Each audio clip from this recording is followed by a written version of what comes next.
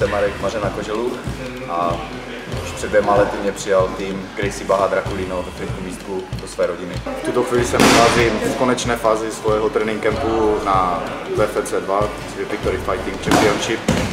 S bojovým uměním jsem začal z toho důvodu, že jsem žil v cizině, chtěl jsem se umět bránit, chtěl jsem umět jenom základy.